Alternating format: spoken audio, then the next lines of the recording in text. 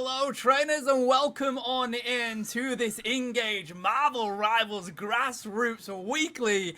That is a mouthful. We'll stick to MRGR moving forward. I'm Spartan Tano and I'm joined here today by Diatonic. How are you doing today, buddy? Hulk is not the kind of character that we're looking for, but what we do see for the Vanguard side of things, we're going to have Strange and Emma Frost over on the side of SAB. And over on Dawncore, looks like they're sticking with the Groot and Emma Frost as well. No surprises on that mirror, though. No, absolutely not. I feel like at this point, Emma Frost is almost a pick or ban. You either ban her out or you take her. So either side chose to ban them, so we're seeing her on both sides. It's just been so true through almost every match that I've watched so far this season. All right, looks like Dawncore's going to get a quick rotation onto the objective here with the Punisher continuing to rain down damage just around this corner. It's the range of Hela that they need to be concerned about here. Albion just trying to ensure that these heals go through onto their Vanguards, and Dawncore got straight onto this objective. Yeah, and SBA is already in trouble here. Dr. Strange falling on this this brutal fight at mid here with Dawncore taking the point for the first time in this match. Really solid start for them. Almost completely wiping out SBA here, giving them some free capture here. Gotta say, we have to give the award over to Dawncore for at least having Treeman play the Groot. What a way to commit to your name in this one, buddy. But a really good rotation, rounds to that flank by Kizaru, and now we see SBA really backed up into the spawn area here. Yeah, very strong execution from Dawncore off the start, and they're having trouble getting out of this tunnel here. I see this as a choke point a lot. I feel like this is an opportunity for Dawncore to capitalize on this, just continue to prevent them from getting anywhere near that midpoint. Again, winning another solid team fight without too many ults here, Tano. Looks like they're kind of winning these team fights vanilla. Yeah, I mean, that was literally one, buddy. They literally used the Triangle in Prison, caught the Wolverine in it, and that was it. It was pretty much game over for that push for SBA. Now, they've got to be wary, of course. You do have this choke point, but when you are so comfortable in a game on this stage, you do sometimes overstretch, which is why I'm liking Dawncore not pushing down the choke point too much here, buddy. Just staying in this open section, got the Vanguards right in the way, and it's literally down to this DPS to find those connections, and that's something that they're not able to do right now. Right, it's really slow damage off the start here, and that's exactly what they need to get to push through to the end of this thing. Yeah, I really like the defensive plays, like you were saying there, staying at the mouth of that tunnel rather than chasing him all the way down. I've seen that plenty of times in my own ranked games, and like you said, that overextension, that's how they're going to return fire here. But Canvas opening that Doctor Strange portal, trying to get a better vantage point and get out of that choke. So desperate as well with the Supernova coming on through. I'm not sure they've done enough with it though, buddy, because they are falling on the side of the strategist. Strange cannot survive. The damage raining down on the Punisher with the Gatling gun does what needs to be done for Dawncore to lock in this objective. Wow, beautiful play. And still 3 ults hanging out over there on Dawncore. I feel like they're doing a really good job of playing the ult economy game. They didn't immediately fire off everything that they had. They knew that they could probably secure that point. SBA, I think, had a really good idea. They had a really good thought going in with the Strange Portal, just trying to make one last contest for that point. Unfortunately, just, I think, really straight up outplayed by Dawncore on that one. Yeah, and it's so interesting because, you know, this is domination, and it is one of those where you feel like you have to really go on all out. You don't have 2, 3, 4 rounds that you can in convergence, or, you know, it is one of those where you really have to go big, and we have ultimates ready to go on both teams here, so it's all on the side of SBA to not only get the right approach onto the objective, but make sure that they get some KOs. Look at these stats here, Diatonic. It just shows how one-sided that one was. Yeah, I think really the strategy for SBA on this point is to build up that confidence a little bit. You know, a no KO point is really devastating, but I feel like right now they just need to go into this first team fight here. We're probably going to see some ults flying. I would say they need to at least get some good picks here or a win to maybe build that confidence and say, hey, you know, it's okay. First point, get the jitters out, kind of move on. Yeah, so really just looking for them to kind of get the ball rolling, I think. Oh, it looks like we're going to have a different approach from both teams here. SBA want to get straight onto this objective. Doesn't unlock for another couple of seconds. Dawncore just wants to break through onto the side of SBA and get these picks instantly. We do see the mischievous copy coming out from the Aurora. They're going to go on in with that one. But then the invisible boundary is also here, buddy. So we're having a fight on the point right now. Looking for the KOs over on the side of Dawncore. The copy onto the Cloak and Dagger is going to do enough to keep their team on this objective.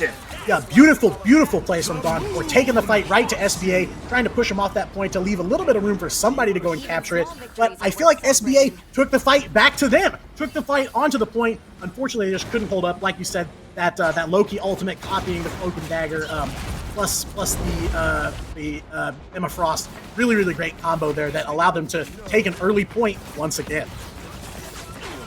Alright, Froston here on that Human Torch. We talked about the Flyer meta, and look at the damage that they can just rain at this corner. This is it. These maps are so good for them because they can just utilize that poke in, poke out that they're doing exactly here, and it's so hard to take them down unless they get too close. But then again, with Human Torch, you just go in with a cannonball. Kizaru there connecting with Isabatic also taking more. Oh my god, Dawncore just walk through SBA at that moment. Wow, yeah, absolutely. Beautiful again.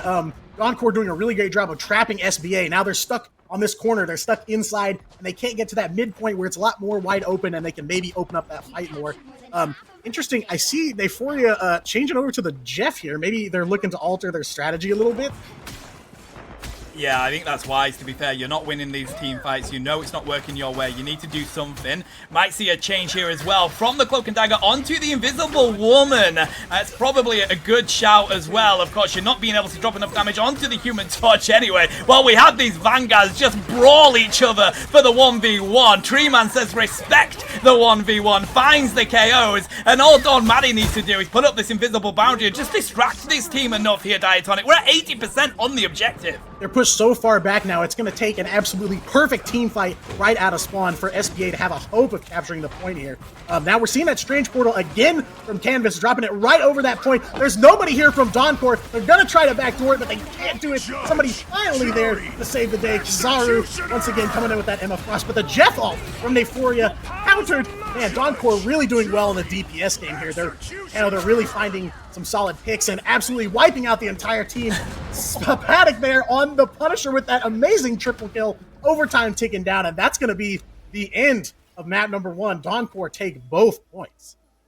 Bro, Sapatic just went AC 130 from above and just jumped down with the final judgment, mate. What a way to wipe out the team, and an impressive showing there by them over on that side. I feel like it was incredible from Dawncore. They just would not be beaten. They were walking through that team in so many points. They played those domination points so well, knew the choke points, knew how far they could push up. Because as soon as that portal came through there, Diatonic, we saw it. It was instantly answered by people getting straight onto that point and Sapatic just dropping that damage down from above. Let's see, though. That is the state of our bans, our picks, our protects here in round 2. As we see the selections coming through straight away, we're going to be seeing plenty of Bookie on Midtown. You know, you've got that really strong choke point right out of the start here. This brutal entrance to try and get out to take the card. So I really feel good about that. Yeah, especially with the new team up with Rocket as well, right? So you're going to get 2 of those nests that you can continue to rain this damage down with the traps. I think this is great. Let's see how they go, because this is a really difficult point to defend. The spawn room is right there, buddy, and it's just a shake onto those heroes that can deal a quick amount of damage that you have to be concerned about. Good effort here by Dawncore, though, just locked down with these nests right now. Yeah, once again, they're showing their strengths in these chokes, right? They're stopping SBA at any point they possibly can. They're keeping them from getting out of that spawn. Already, I think that Penny and Rocket combo paying off, raining some explosives down right out your front door. And SBA, you know, they're struggling again. They're getting some kills here. They're just looking to walk out the door and get that first capture on the cover. Now, if I was on the side of SBA, I would be looking for something that can do a huge amount of burst damage. Maybe a Moon Knight would be a great shout here, but as you try and rain down a huge amount of damage, it's so difficult to get around this corner. They're slowly pushing it, but I mean, this Penny Parker will not fall. Strategist keeping them up. We do see Cloak and Dagger having to use their ultimate here. Does rain down a little bit of a pathway for SBA, but if you can't break through this front line, that is Dawncore. This payload ain't going anywhere.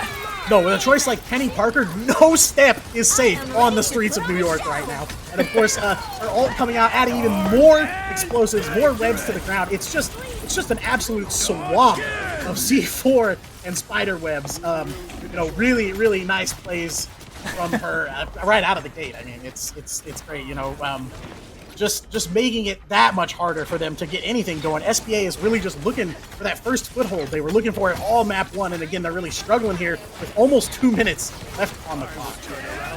I mean, we've already seen a huge shake-up of the comp that SBA are running right now, and oh, what a hit there by Albion, just locking in that final KO. SBA continuing to struggle to get themselves out of this gate, and I do honestly feel like Treeman has been the core of it, but he's raining down this damage and having these strategists keeping you up. And take note, it is Zapatic on Lunar Snow here instead of the Punisher.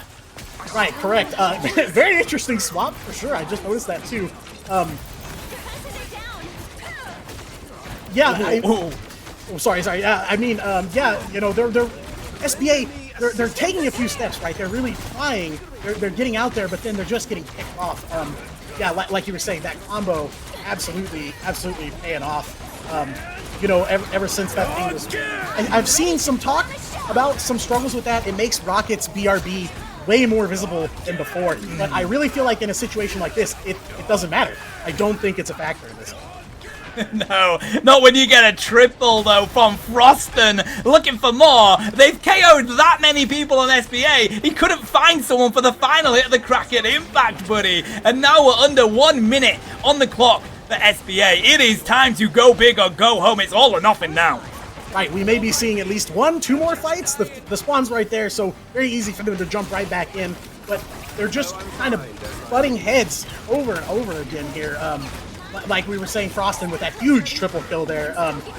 You know, really, SBA just needing to get some picks. I think their DPS is slow again. Dawncore just showing that their duelists are up to snuff, I would say. Yeah, what a shame. KJD there just missed the Kraken Impact, not able to connect, and that won't be reset. And now we just see Dawncore get the final few KOs. We're about to hit overtime here, and I don't know whether there's enough that we can see. We have got a Squirrel Girl. Now that is what we were looking for. Probably should have been switched on very earlier, to be honest, mate, because right now there's no way that Dawncore can get away from that splash damage. This is going to work for them so well, but it might be a little bit too late. Right, they're finally carving that path forward. I think this is the most we've seen them on the street ever since the start of this match. I fully agree, though. Squirrel Girl kick would have been better earlier. Her ult maybe to clear the way for them, but again, just like clockwork, up and down, up and down. Dawncore taking out every single member of SBA, wiping them out, and wiping out the last of their overtime. We're switching sides. All right, now, this is a massive mountain for SBA to climb, mate, because that payload didn't even make it around the first corner. And you know, it's a lot more difficult, I think, than other games to predict, you know, which team we're going to see or which, you know, heroes we're going to be picking.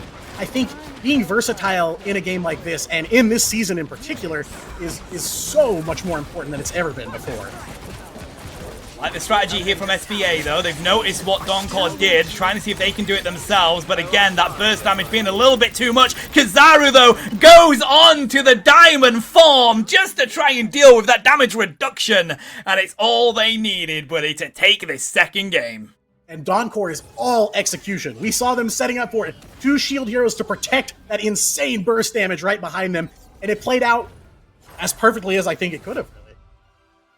100%. I mean, hey, this is it though. SBA will have got a huge amount of learning from that. They did recognize we do need a Squirrel Girl. We need something here to get out of this gate. And that's it. You've learned from that game there, and you're going to take that moving forward. So, an impressive victory by Dawncore. But it is great to see SBA learning and shaking up how they were doing things.